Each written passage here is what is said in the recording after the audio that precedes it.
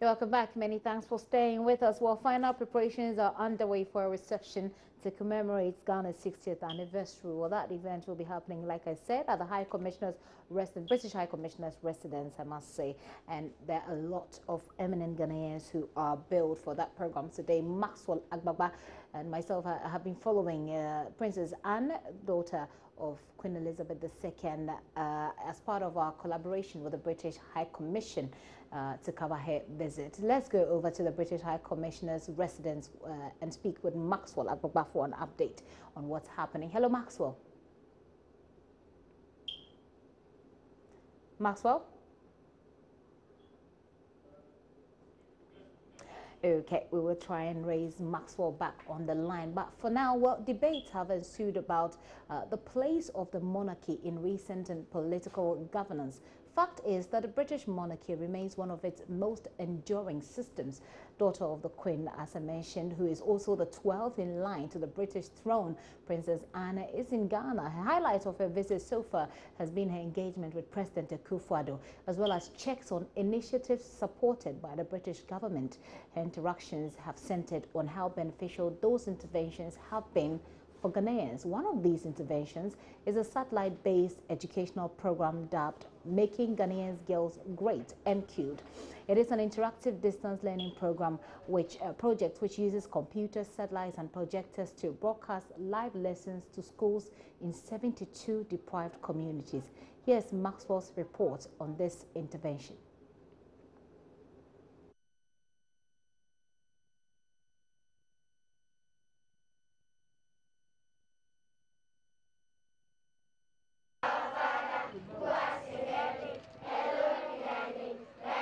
It is morning assembly here at the Mataiko DA Basic School. It is one of the underprivileged beneficiary schools of the Vaki Foundation program MG Cubed. They may be missing out on some necessary facilities. What they do not skip though are the Lord's Prayer and the National Pledge. They go through the daily ritual this morning.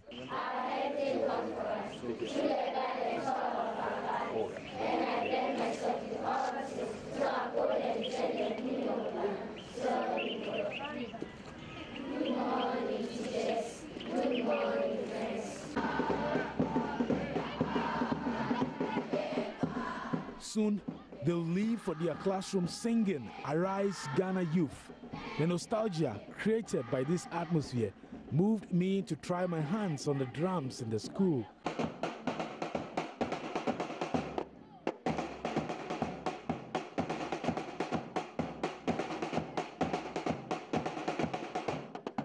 Amongst these students is 11-year-old Rosemary, who is determined to become a nurse. Rosemary is one of the beneficiaries of the interactive distance learning platform. She says MG Cubed creates healthy competition among beneficial institutions as they try to outpace one another whom they see on their projectors during question times. Rosemary tells me they are able to grasp what their virtual instructor says because sometimes they are taught in the local language. MGQ means Making Ghanaian Girls Great. In MGQ, we use videos and pictures. Our facilitator guides and helps us in our classrooms. Sometimes they speak different languages when they teach. Sometimes we can raise our hands to answer questions for the other schools to listen to us. So when you answer the questions, how does that make you feel? It makes me feel happy. Would you say that you are performing better in English and then in mathematics because of MGQ? Yes, I'm doing better in mathematics and English. Each MG Cubed classroom is equipped with technology which includes a computer, projector, satellite, modem and solar panels to provide constant power. Vaki Foundation's MG Cubed studio uses the interactive distance learning program to deliver both formal and informal after-school training sessions called the Wonder Woman and the Boys Club. So let's look at our question on the board. 8 plus 8. What is that going to give us? Yes. Felicia Amwa is a teacher at the MG Cubed studio at Cantonment. From this studio, she's able to deliver lessons in English and maths to children living And in Nkwanta South, Kajebi in the Volta region, Adan East, Adan West, Ningo Prampram, and Shai Osudoku in the Greater Accra region. To reach to children far away. You reach to children in the Volta region, in Nkwanta South, and the KJB. And the joy of reaching out to them and teaching them just makes me happy, because I've not been there personally before. We have the presenter PC, we have the scribbler, and we have the client PC. Francisca Ashiti, a studio technician at the Vaki Foundation, has learned to control the technology here to provide the needed support. Like in the schools, we have the projector that projects what is being taught in here the studio, because they see it like this with the client PC here. This is how the schools sees everything. As widespread as it could be. So those are the challenges we're trying to address. The Vaki Foundation is set to replicate this program at a refugee camp in the Western region. Leonora Dowley is country director of the foundation. We're really excited because we're just about to start broadcasting to a refugee camp in the Western region in Ghana. Wow, interesting. So is it just in Ghana, or you have other branches in other countries as well? The Vaki Foundation has a global presence, so we're running projects at the moment in Argentina and in Uganda as well. Vaki strictly enforces a no caning policy. This is part of a strategy not only to reduce timidity generally, but to ensure that students in the 72 beneficiary schools contribute in lessons without fear of making a mistake. They particularly like the fact they don't get caned in our lessons, because we have a no corporal punishment policy, and that our teachers take time to do student-centered, activity-based lessons with them, and take time to go back and explain things rather than moving on quickly if they haven't understood. Just on the lighter side, so you don't cane those kids? Absolutely not. You have a no caning policy? We do.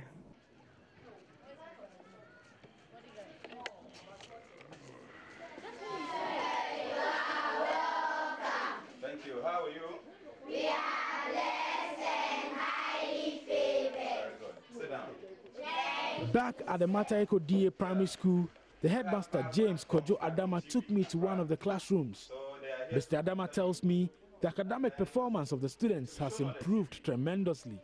I can see that there has been a very great improvement in terms of how they spell words, and even their grammar has even improved.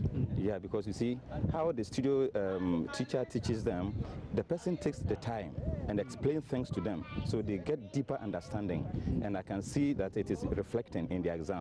A teacher at the school, Anga Dora, says the e-learning platform brings some excitement to the act of teaching and learning.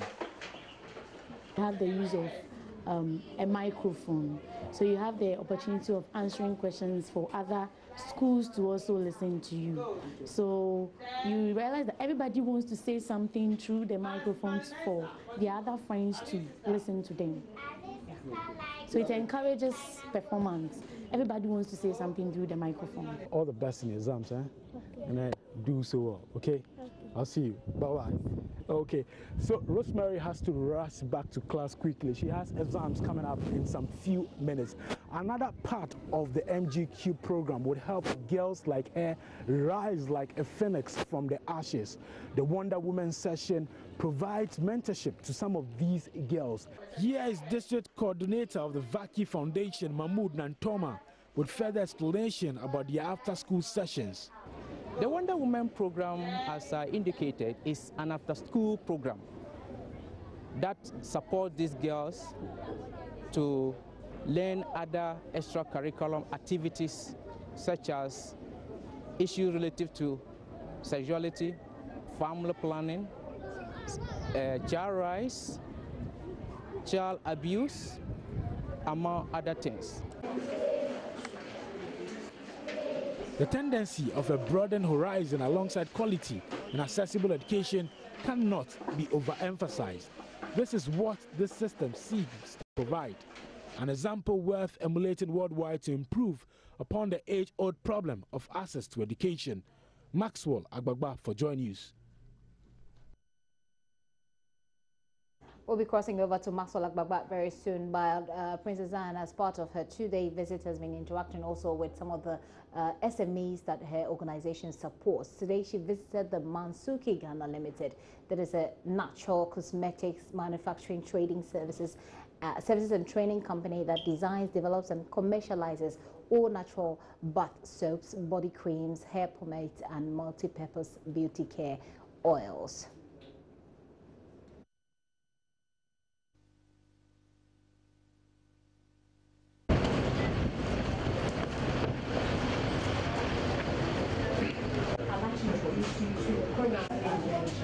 And they introduced you to the one of the instruments we helped. So when did you set up?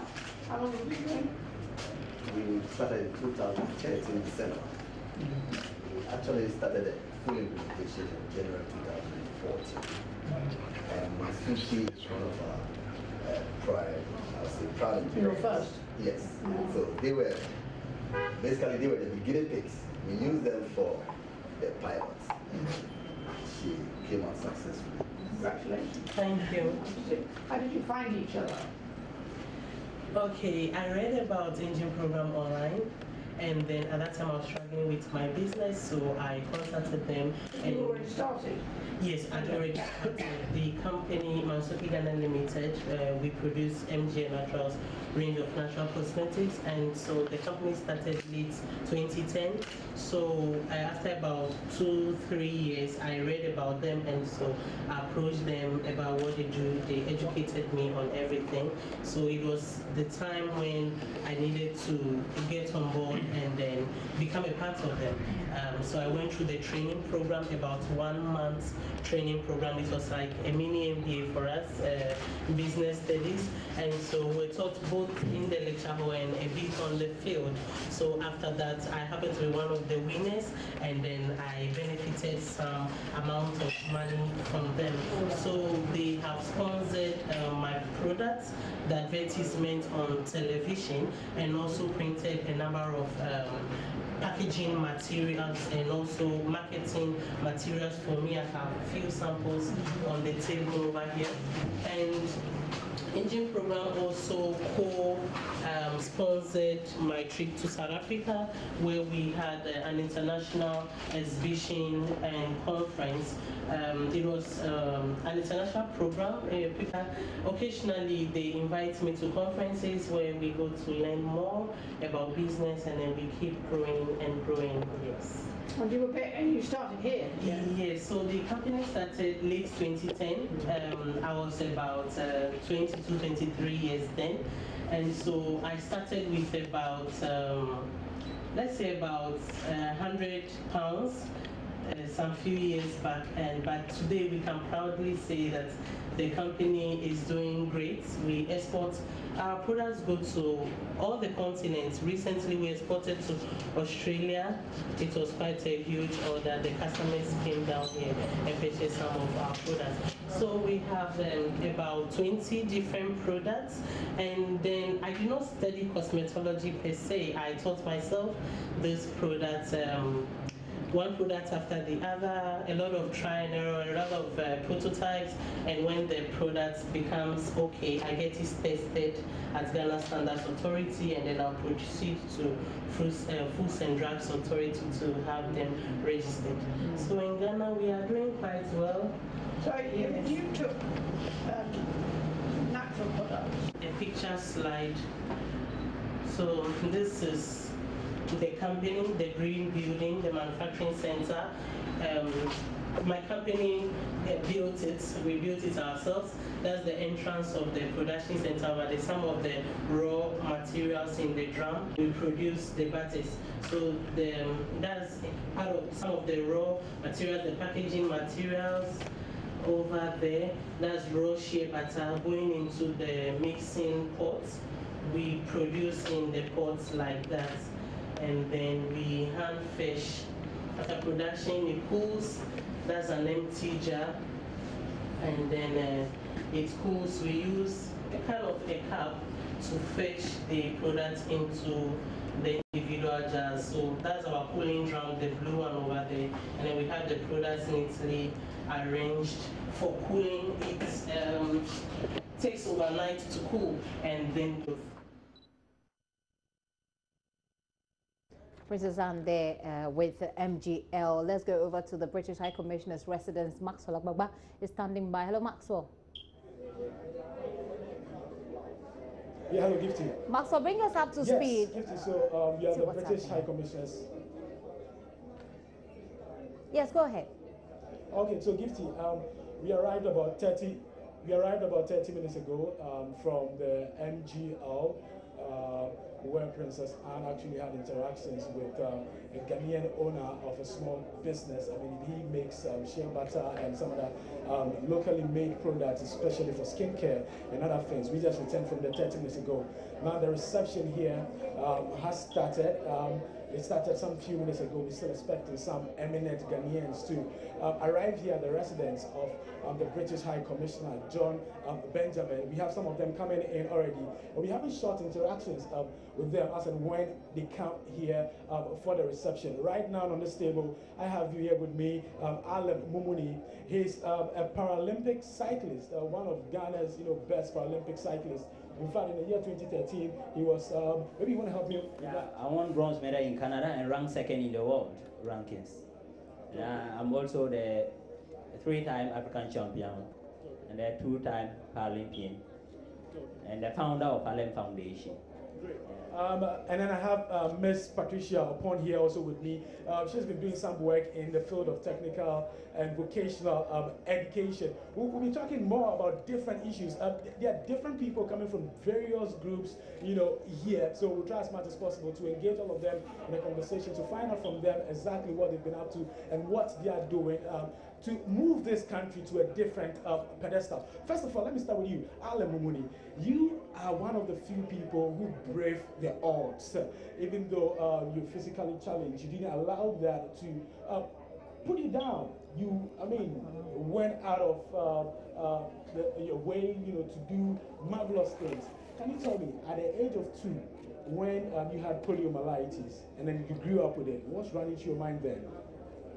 Oh yeah, thank you so much for giving me the opportunity, and I'm so privileged and honored to be invited by the British High Commissioner to be part of this special occasion.